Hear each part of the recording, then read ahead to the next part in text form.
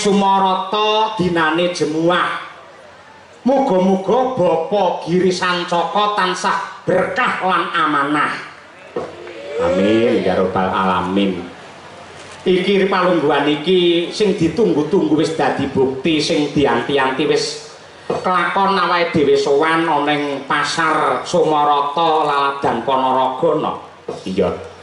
Mau ya wis nyuwun pangestu, nyuwun pangayoman, nyuwun panjurung lan akeh seserepan marang pepunden dalang mligine kalengganing Sumarata pepunden kula Mbah Yatna. Ya kaya ngono kuwi sing jenenge seniman dalang senior yang ngayomi kepada generasi ya kaya Mbah Yatna. Tur dasare panjenengan iki blobo yen karo ngelmu, mula ya akeh banget kawruh sing wis diparingake marang awake dhewe lan semune ora negakake karo aku kowe mligine sinden kesi sing biyen wiwit prawan iki nyindeni Mbah Yatna. Mula panjenengane Mbah Yatna bengi iki kepareng pinarak ana pepanggungan ngaturke panuwun. Iya. Sembah nuwun Mbah Yatna. Mugi-mugi tansah pinaringan seger kewarasan. Ya. Iki dalam rangka kepiye mak aku nyuwun dawuh. Intisarine ya kuwi tasyakuran no. Adicara Festival Budaya Mataraman utawa Gebyar Budaya Mataraman iki kerjasama antarane Dinas Kebudayaan Pariwisata Provinsi Jawa Timur dan juga DPRD Provinsi Jawa Timur lan uga antuk panjurung dorongan dari Bapak Bupati Ponorogo serta Pemda ing Kabupaten Ponorogo. Iya. Mapane ana Ponorogo pancen ya sing mindit ning seni budaya iki pancen Ponorogo ya, Mas. Bener kepara nyata. Mula luwih dhisik aku kelawan kowe ngaturke panuwun marang para pepunden, wabil khusus nenggih pepunden kula ingkang ngasta dados DPR RI ingkang kepareng rawuh nenggih Bapak Dr. Haji Ali Musti utawa Mufti SAG MSI.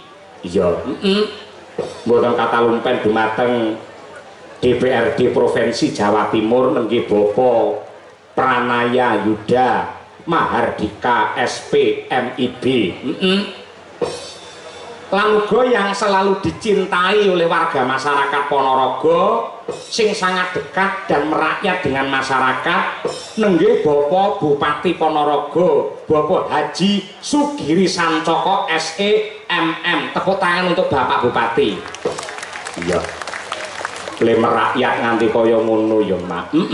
Aku wis rambah kaping pindho nduk dipangestoni karo Pak Giri Sancaka kali Pak Bupati. Wingi kae mapan ana ing halaman DPRD Ponorogo lan ripalungguhan iki mapan ana ing Pasar Sumarata sing kondisine tidak berubah. Maknane piye? Adate yen wayangan tamu-tamu VIP kuwi mesti lenggah ning kursi sing dhuwur sing empuk. Ning nang kene iki wis beda nduk. Beda. Antarane pejabat karo masyarakat tidak ada yang dibedakan, semua berdiri sama tinggi, duduk sama rendah, kabeh kepareng lesehan, nggotekake lamun to pejabat Ponorogo bener-bener kurung kepi apa kang diarani manunggaling kawula lan Gustina. Nanti kaya ngono kuwi ya, Mak. Kaya ngono kuwi mula awake dhewe ngaturake panuwun, ya. Mugi ngaturaken panuwun dumateng Kepala Dinas Budaya dan Pariwisata Provinsi Jawa Timur Ibu Evi Aviana Sari ingkang dipun wakili kalian Bapak Ali Afandi selaku Kepala Bidang Pemasaran Dinas Kebudayaan dan Pariwisata Provinsi Jawa Timur, Mak. Bener. Ugi ngaturke panuwun dumateng Ibu Wakil Bupati Ponorogo Ibu Hajah Lisdiarita SH, ya. Ketua DPRD Kabupaten Ponorogo Bapak Dwi Agus Prayitno SH MSI, Forkopimda Kabupaten Ponorogo dan seluruh tamu undangan, tidak lupa seluruh warga masyarakat Ponorogo sing kepareng rawuh wonten ing mriki, kula dongaaken ngibarate numpak tronton-trontone nggih wadah cengkeh, muga-muga kabeh para penonton rezekine tambah akeh. Amin ya rabbal alamin. Numpak tronton-trontone diparkir pinggir sumur, muga-muga kabeh para penonton diparingi sehat lan panjang umur. Amin ya rabbal alamin. Ngono kuwi no. Aku nyuwun dawuh mak babakan budaya Mataraman ki piye aku tak nyuwun katerangan karo Diyung. Sak ngertiku ya nduk upamane ana sing kleru engko dielekke. Iya. Budaya Mataraman adalah kebudayaan di Provinsi Jawa Timur, terutama di wilayah bagian barat dan selatan yang pada zaman dahulu berada dalam pemerintahan Kasultanan Mataram. Oh ngono. Ngono kuwi. Dan dalam pemerintahan Kasultanan tersebut sudah diselenggarakan wujudnya budaya-budaya yang indah. Mula trep lamun to kegiatan iki digelar oning Ponorogo mergo perkembangan budaya Mataram juga dipengaruhi oleh ajaran Islam karena banyaknya santri yang beriman menjunjung tinggi tata krama dan budaya luhur sebagai pedoman jati diri sing nyatane Ponorogo menjadi kota 1000 santri utawa kota 1000 pondok pesantren. Kaya ngono kuwi.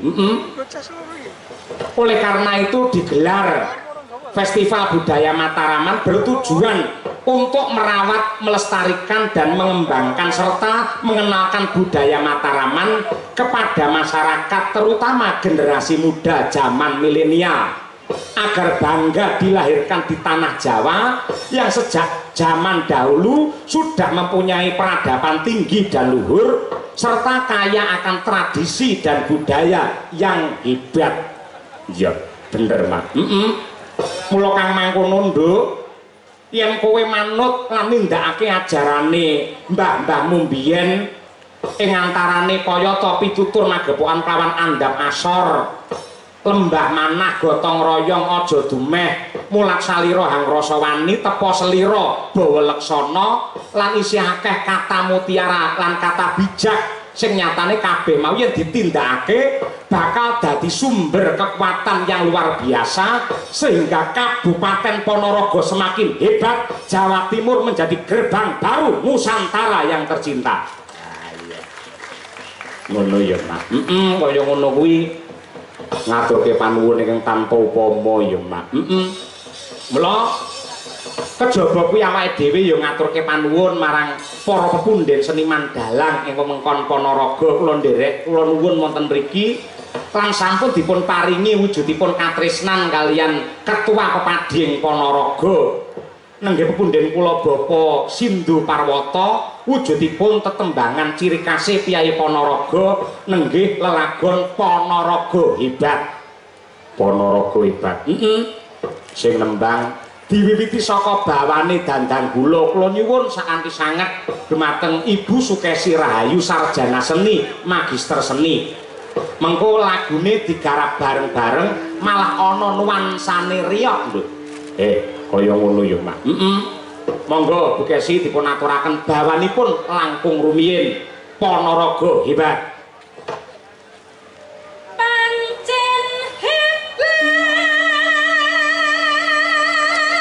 Ngajeng-ngajeng Ponorogo iki apa lho kuwi pan programe nawa dharma nyata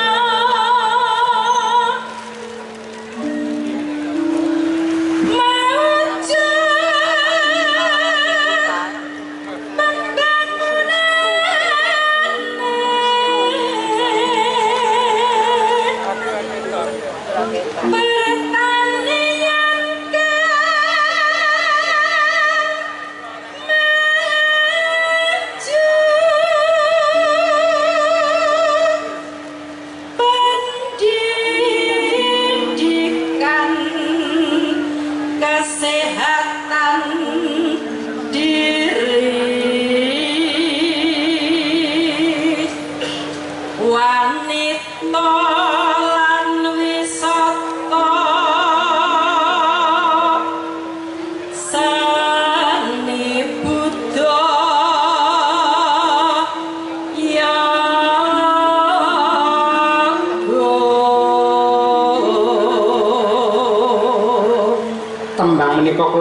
dumateng Bapak Bupati, mugi-mugi saged kinarya jampining saya.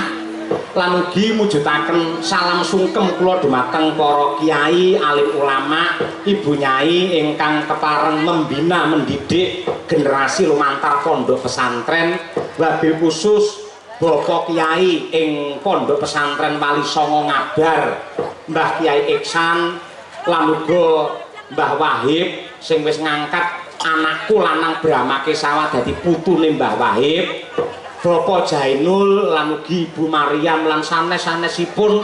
Alhamdulillah nadyanto sesuk anakku kudu mlebu ning pondok, parandene diijini bengi iki anakku Brahma Kesawa iso ngumpul ning panggung kene. Ya, nonton wayangane bapake. Lek anakmu ning pondok niki piye, Mak? Ya seneng ya senep. Senenge mergo ya bakare pinter agama, senepe yen ngene iki anake ning pondok lek bapake nganti aneh-aneh njarake sinden, tegese kocluk tenan bapake iki.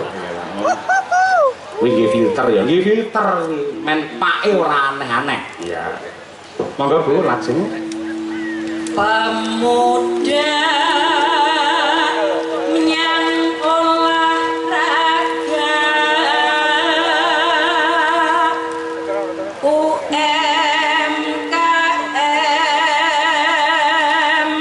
berukun tetangga mandiri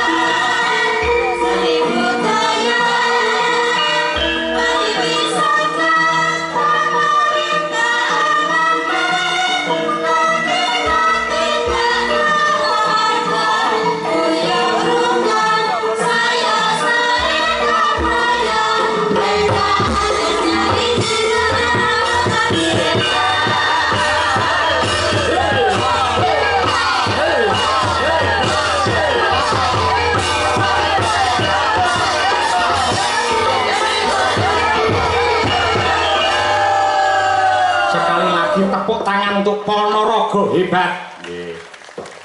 Matur sembah nuwun, matur sembah nuwun. Iki kejaba sowan komplit karo kanca-kanca Madangkara ana bintang tamune ya, Mak. Ana bintang tamu domestik ya kuwi Mbak Lucy Brahman, ya kuwi mbiyen ya penyanyine Mbah Yatno. Dandan gelungan cantik lagi keri-keri iki mbiyen ngangge rok sepan dhuwur kae. Ayo. Iya. Lah saiki ngangge rok sepan teng pecotot nduk ayo. Ana Mas Andi TB lan supaya didhisikake iki dawuh saka panitia dudu aku. Ya.